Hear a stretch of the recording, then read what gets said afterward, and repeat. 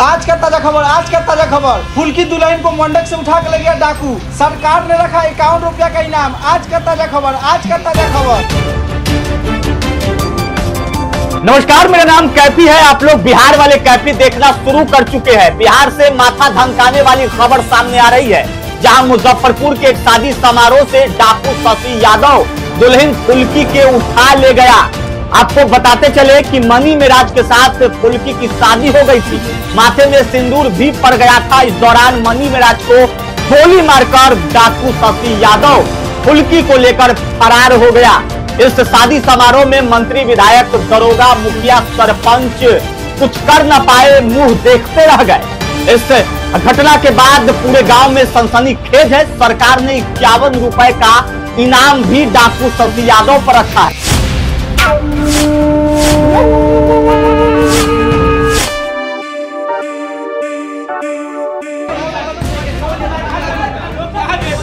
अरे बाप रे बाप, बेटा मनी मेरा तोरा तनको घबराइले के बात नहीं के। पुलिस, दरोगा, मुखिया, नेता सब तोरा साथे खड़ा बा।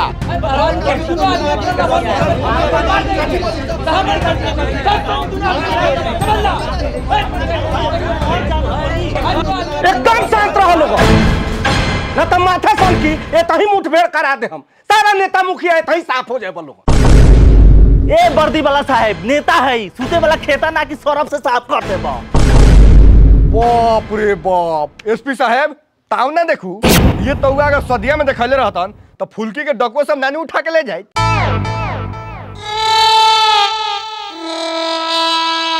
तू के बड़ा मुखिया, मरद मुखिया, भालू भगत उर्फ मरद मुखिया। रे भलुआ रे साला रे, मरद मुखिया नाम रख ले से तू मरद हो जिबे। सच बताओ, डाकू के देख के तोरो गार फटा रहे कि ना? बताना तू महाराज गार फटा रहे। हाँ तो हमें लाज के बात है। वो तो हमने के डाकू के देख के चारू बापुत के गार पे आ रहे। ई बहन चोदवा संग ऐसन को सिचुएशन में रंडी लेखन दा चीर लेबा। ए मनी मेराज, ई सरवा संग कोनो काम बा का? ना कोनो काम नहीं खे। एकनी के बेटी बहन से कहबे हमारी हिसाब किताब खत्म हो गेल। मारला से बेलगाव साला सके। साले साहेब, हमार बहिना से हिसाब किताब खत्म हो गेल, आ तोरा बहिना से हमार हिसाब किताब तो चलते बा। कॉफी का हिसाब किताब कोनो हमारू अपन बहन बा, चचेरी है। चचेरी हो के चाहे पचेरी, आखिर लागम तोहर जीजे नु। जीजा अरे तू हमार जूजी बारे जूजी। तोरे कलर के तो है हमार उस्तादवा बा। आओ ना मुंह में सटा दिलो, कलर मिला ली है, मुंह में खप जताऊ। जा हो बहन चोदहू के बेटा, सीना में लागल बा गोली, अब बोला तारा बढ़ चढ़ के बोली।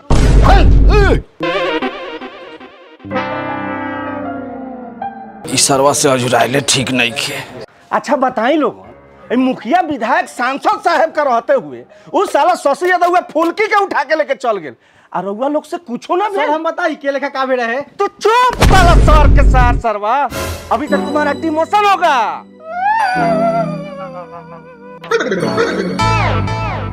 एसपी साहब ड्रामा बंद करिए, समझे? डिमोशन प्रमोशन बाद में करिएगा। मंत्री जी, लड़की यानी फुल्की के बाप भाई गाड़ी के पीछे कब से आके बैठल बा। कम से कम उ लोग के बोला के दुख दर्द बाटू। ऐसे बोला तरे कि दुख दर्द ना, दहार के चिवड़ा मीठा हो की बात। तू काहे झाट मोड़ के खिटारियों के बीच में बोलने बारे? ए ससुर सार केने बारा है ना, बाहर निकला। मुहे में लार धास देन साले सार कहलत। तोर ससुर लागे सार रे सारवा। ए महाराज काहे लार झटाने बोलता नहीं रे? वो ससुर लगाम तरार बेटो सारो न लागी। यही से कहनी ससुर सार मत किसी आगल वाला आराम जा समझ। हमारा कोनो की बंदे फुल्की चाहे गरम चाहे ठंडा। रे तोहर फुल्की तो ससिया खाची बागेल होई, काहेला फुल्की फुल्की चिल्लाल बड़े? चुप रह ना। ए छुदर महतो, आई तू अपन झाट लगा बेटो के समझा ले, मतलब मार लाड़ के गार फाड़ दे। आए फुल्की के बाप गईचा महतो, आके एसपी साहब के बताओ कि डाकू के साथ का करे के बा। गईचा महतो मोचरी के प्रजाति से बाका सरवाई। विधायक जी सब सुनाई था, आ तू रंडी लेखा हंसई तरह और बेटवा कांख में तक दाब दे, पोठिया लेखा पचक जा बसाले।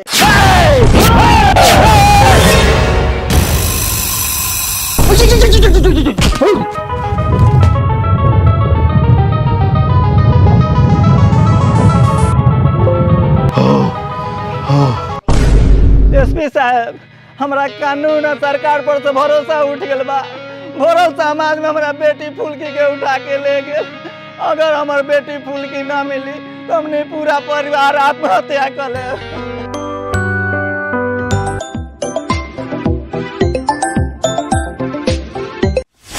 हेलो, जय हिंद सर। जय हिंद। डाकू शशि यादव है काली पहाड़ी के पीछे छुपल बा। अच्छा, और जल्दी आओ, पकड़ा जाए तुरंत। ठीक है, हम लोग तुरंत पहुंच रहे हैं वहाँ। उस साला शशिया पुलिस के हाथ से ना हमारा हाथ से मरी। मोटरसाइकिल ले आओ। नेता मुखिया विधायक जाओ चाहे ना जाओ, प्रशासन तो अपन काम करी है, डाकू से लड़ी। पोटिया पाड़े जी, आज से आपका प्रमोशन होता है, आप बनिएगा दरोगा, और इसका डिमोशन होता है, ही बनेगा चौकीदार, क्योंकि इस साला से सब रहने वाला नहीं है। हट, वर्दी उतार के दो। सल्यूट मारो हमको, टोपी दो, वर्दी खोलो, पैंट बाद में लेंगे, ताकि हम चढ़ी नहीं पहने। अटेंटिज, अटेंशन, सर फोर्स भेजिए, तब देखिए पोटिया पाड़े का कमाल। आज दिखाए हम अपन मुखिया के पावर, और डाउन करम डाकू सब के टावर। हमने कहा पीछे हटम, चल चल। पकौड़ी लाल जी, साला भलुआ जाता कहीं डाकू पकड़ा उकड़ा दे तो ओकर नाम हो जाई, और चुनाव लड़ी विधायक उधायक के तो जीत उठ जाई। बंदूक में गोली लोड बानू, लोड बा, चला। गजरा जी, बात अब ईगो पर आ गेल बा। अगर उ डाकू ना मिलल तो इलेक्शन हार जाए। गाड़ी निकाल। रुको रुको, पेशाब लगा है।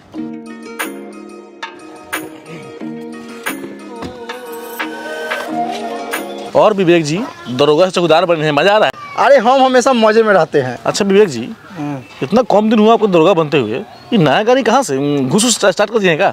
अरे हम बिनोमो पर ट्रेड करते हैं। बिनोमो, ये क्या है? बिनोमो एगो ऑनेस्ट ट्रेडिंग प्लेटफॉर्म ऐप बा, जिसमें तू ट्रेड करके पैसा कमा सकता रह। हाँ, और इनमें डेमो अकाउंट मिले $10,000 के, जैसे तू ट्रेड सीख सकता रह। और जब तू ट्रेड सीख लेबा तो तू इनमें रियल अमाउंट डाल के ट्रेड करके पैसा कमा सकता रह। अच्छा, ये तो बड़ा बढ़िया ऐप बा। अरे हाँ एसपी साहब, आजकल जितना हमारा खर्चा होता नु सब बिनोमो पर ट्रेड करके कमाई ले। आई रहुआ का ट्रेड करके दिखाई ले। ये देखो, ये ग्राफ है, इनमें देखा जाए ग्राफ अप जाए कि डाउन जाए। हमारे हिसाब से ग्राफ अप जाए तो हम अप पर ट्रेड ले लेते नहीं। ये देखो, हम अभी प्रॉफिट में बनी।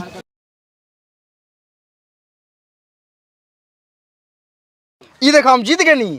अरे तो बड़ा बढ़िया ऐप बा। अरे हाँ सॉरी, बहुत बढ़िया ऐप बा, और एक पब्लिक रिव्यू बहुत बढ़िया बा। अच्छा, हाँ, और सबसे अच्छा बात तो ये बा कि इसमें सिग्नल के ऑप्शन बा। ये देखो, हम सिग्नल पर क्लिक कर लेम और सिग्नल के यूज कर लेम, हमारा पता चल जाए ग्राफ अप जाए कि डाउन। अच्छा, कि डाउनलोड कहाँ से करो? ये ऐप के लिंक डिस्क्रिप्शन में बा, जाओ वहाँ से डाउनलोड करो और ट्रेड करो। और हमारे प्रोमो कोड मनी मिराज वाइंस यूज करबा नु तो तोरा डबल बेनिफिट होई। ये तो बड़ा बढ़िया ऐप बा। अभी अगर डाउनलोड कर ले और ट्रेड कर ले, पहले चल पे काम कीजिए। चलिए चलिए चलिए, डाकू को पकड़ना है।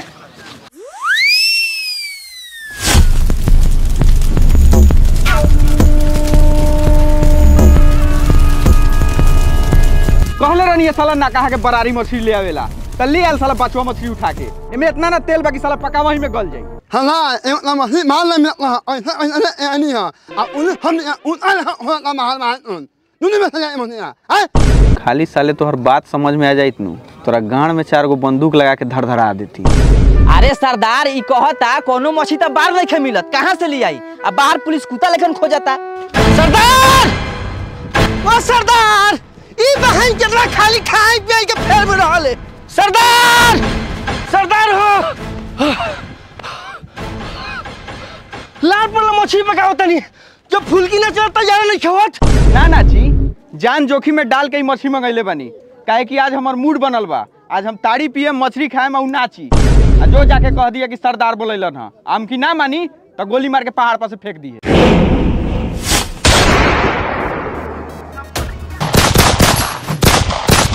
पकड़ो साले को।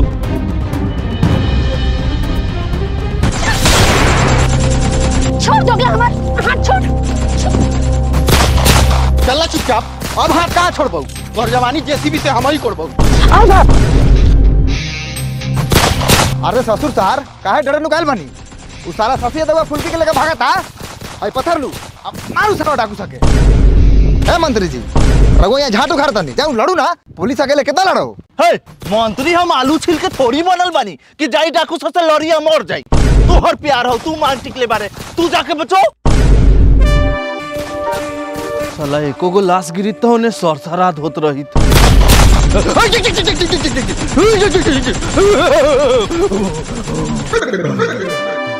साला गोली चलावता अंसा की मकई के भूजा भूजा तांसा।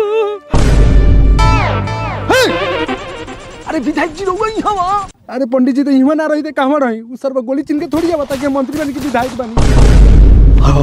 सही कहते नहीं सटा ली हम लोग।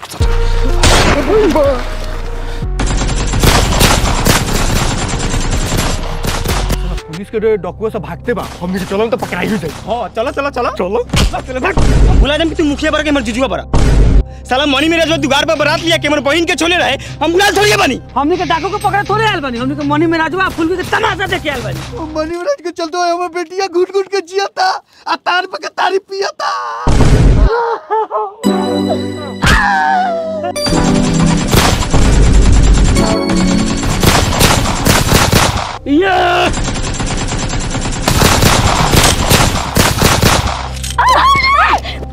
बेटी बेटी बेटी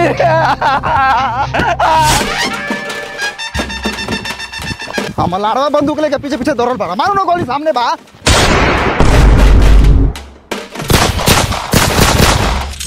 गोली चलाओ ना सोरा। अरे सरदार सब गोली ठोका मारो ना माला। अरे सरवा तोर बात बुझाता हमरा।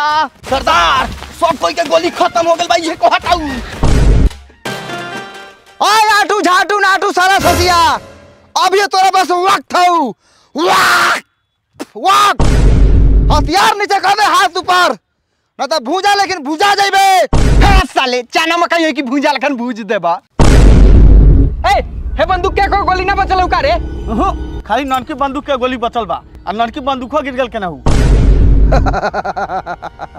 मुखिया जी विधायक जी मंत्री जी इस सर्व के गोली खत्म हो गेल बा। हमनी सब को एक हाथ मारम नु तो मर जाई। आक्रमण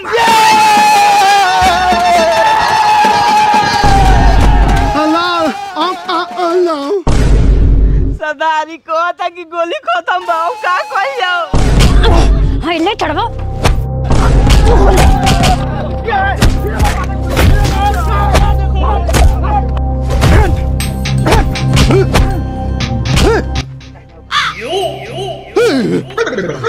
वो खिसिया गेल का दो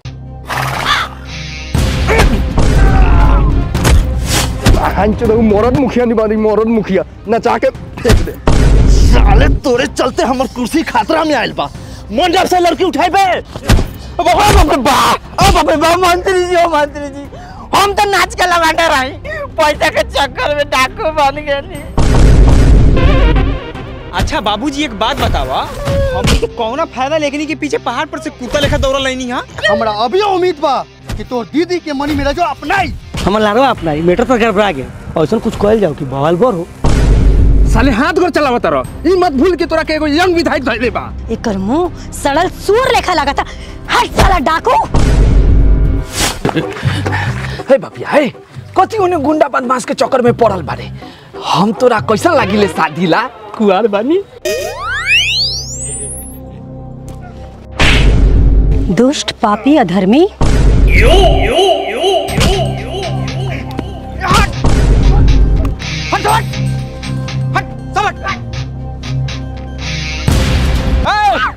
तोनी बहुत मार ले हमनी का बहुत पिटा गेनी। अगर अब कोनो हाथ उठा देले तो फूलल फुलकी के मार के भेजा पचका दे। ए ससिया तू ई लड़की के पीछे काहे पड़ल बरे? एमे एकर का कसूर बा? कसूर तो हमरो ना रहे त काहे हमरा के दरोगा से चौकीदार बना देवल गेल अब बाद में चौकीदारों से निकाल देवल गेल। मारम साले एक के लात मुंहे फाड़ दे हम तो में हम कथी करियो रे। साला दरोगा से चौकीदार बनले चौकीदार से कुत्ता बिलाई कथी बनत रे हम का मतलब बा। गलती तो हमरो ना रहे तो सर हमें मेहरू के काहे लेके जने तने भागता। मेहरू के भेज मान के लिए बानी भाभी लगता हूं तो एक दिन में कर मांगवा धो दिले तो तोहर भौजी लागी साले। मुखिया जी के लेखा बोला तो सर भाई ए लेखा रिश्ता खराब नहीं क्या होत। रिश्ता खराब होता हाई छुदर मत तोहर चाची के लेके भाग रहे ओसे तोहर इज्जत मर गए रहे। मुखिया जी ई सरवा जो भी बोला लेनु खाली लाते खाए वाला बात बोली। एकरा बोलते मन करे ले जूता निकाल के मारी मुंह पर 4 जूता। बैठ भाई के बैठ। ए ससिए तू कथी मजाक कइले बरही यार। गोली मारे के तो मारना दे कि शांति से चल रही हमनी के घरे। रे साला हम तोर यार दोस्त हई घुमा के घोड़वा दबा दी। सुना ना साले उजर बोका के औलाद उ बहिन बाटे हमार अगर उ मर जाई त ये कोनो साला जिंदा बची। सार लेखा सार बा हमर सार सबरी लोग के मारत मारत लाल कदी गार। ए डाकू ए बेटा तोहर नौकरी के हुआ और छीन लगता हमरा बेटी के लेके काहेला भागल फिरे तरह हमरा बेटी के छोड़ दा। चुप एकदम चुप। साला अभी तक सब अपन अपन मर्जी सुना देले, लेकिन एको बेर पूछले कि हम का चाहता नी। हाँ तो बताओ ना तोहर का मर्जी बा, नाम पूरा करम तब ना खून खराबा करबे। हमार मर्जी ये बा कि हमारे एकरा से शादी करा दो, हमनी हथियार डाल देम, ना तो ऐसा ही खून खराबा होत रही, लाश गिरत रही। मंत्री जी थोड़ा साइड में चलल जा। ए सर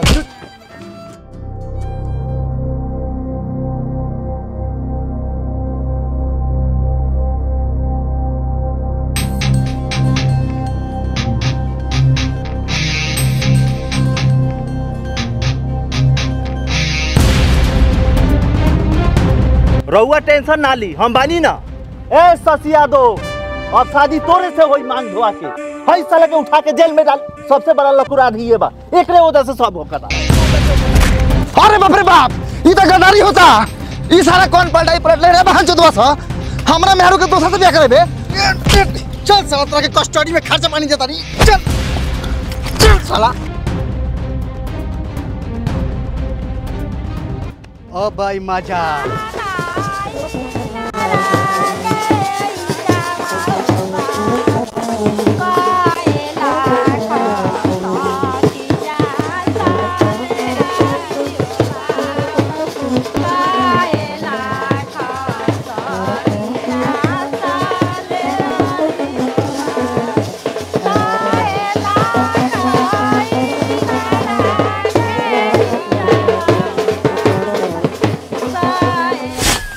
नहीं, वो सब हम कुछ नहीं सुनना चाहते हैं। अगर उस साला नहीं मानता है तो उसके घर पे जाके कुर्की जब्ती करो। उसके घर का केवाड़ी चौकट वाला जितना चीज है, खटिया कुर्सी सब उठा के गाड़ी पर ला दो। हाँ, अगर नेता मंत्री से फोन करवाता है, पैरवी करवाता है तो फोन मत उठाओ, सीधा काट दो। हाँ, फिर भी नहीं मानता है तो चौराहा पर खड़ा करके दोनों टांग का बीच से निशाना लगा के गांव में गोली मारो। ओ सर, साला जब से आया है तब से बकरी के बच्चा लेकर नी कर रहा है। ये ना पावर का गलत इस्तेमाल कर रहे हैं। हम कैसे जुर्म किए हैं कि अंदर बंद कर दिए हैं, बताइए। साला जुर्म तो ससिया किया है, गोली बंदूक चला के। रे सरवा मुंह बंद रख ना तो हम की अंदर आके नहीं हूं तो मार अधमुआ कर देबो। ए पहले तोरा देह में जान रहना हो कि मरबे। हई एक एक वहां से तोनी दोनों आदमी को मसल दे। ए ई सरवा के हाथ पकड़ के हाथ ए ई सरवा बड़ा बढ़िया बा हो। ए त ई मार भात के ताकत है। तोनिया लेखा लेडी समोसा खा के बाव सिर के शिकायत थोड़ी बेल बानी कि गाड़ में खून बहे लागी। ए तोनी के एकरा से मुंहे मत लगा। तइका देर में सरवा काल कोठरी में डाल दे, हम मच्छर हबक के गाड़ फुला दी। एकनी बहन करा हमारा साथे जुलूम होता। सर छुदर मत आया है अपना बाल बच्चा सब के लेके भेजो। जाइए। प्रणाम सर। प्रणाम प्रणाम। कायला आया है सर? मनी मिराज जी कायला पकड़े हैं, छोड़ना दीजिए। बेचारा का पहले ही से दिल टूटल है। दिल टूटल है तो आप बिल फाड़ देंगे। सर उसको छोड़ दीजिए, वो बेगुनाह है। उसके बदले हमको जेल में बंद कर दीजिए। ए तू जेल में लगेगा, जेल अनहार है, तू तो जेल में भूला जाएगा। इतना ना करिया है रे बुढ़चियो दिकारा। सर छोड़ना दीजिए, सब लोग कहिए दिया है कि अब ससी शादी करेगा हमारा परिवार से, तो करो। परिवार? हाँ परिवार नहीं हुआ, मांग टिकले थे। ए अब बुलाइए जो कि मांग टिकले रहस, करे दई शादी ससिया के। ये तो हम कहाँ कुछ बोलता नहीं, हम तो कहिए देनी हम खाली भोज खा जाए। तो ये बिना मतलब के बन करके पावर तक आवता। सर एकरा के छोड़ दी। हम ई बात के गारंटी लेता नहीं कि अगर बारात में कोनो दिक्कत होई तो रउआ हमनी के गाड़ ले। ठीक बा। ए मनी मिराज के जाए दे, छोड़ दे एकरा के।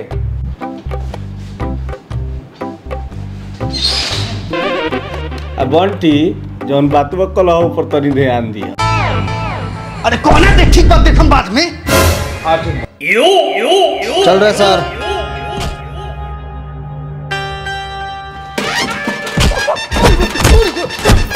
ए लौटे दे चल। पटिया पाड़ी जी काला मार रहे हैं उसको। अभी आप जिंदे हैं? आपको क्या लगता है हम मर गए हैं? हम पत्थर में दबाए थे, ये मेरा ड्रेस खोल के पहन के भाग गया। हम मने मने कह रहे थे हम जिंदा है, लेकिन नहीं तकदार नहीं कि हम पे। ये तो बड़ा हरामी का साला ही। ड्रेस खोल के दो उसको। आ जाओ, देखना बारात में कोई हल्ला हुड़दंग नहीं होना चाहिए। चलो निकलो जाओ। सर हम पे विश्वास कीजिए, कोई बारात में गुंडागर्दी नहीं होगा। हम है ना, चलो। है ना, कर जाओ। चावल को चला ना, देखा ना। हाय देख अभी ले बुनिया झराई हाय देख लोग पास में बैठ गेल पूरा छाने जल्दी है सलाद कटा गेल बउआ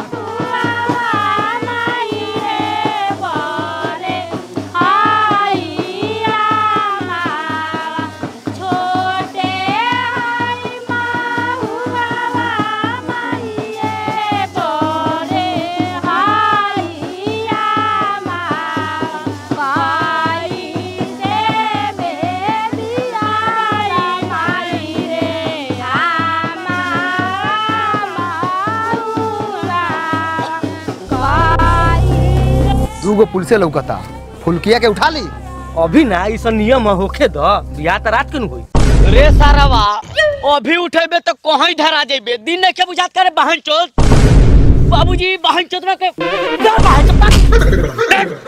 माधर चो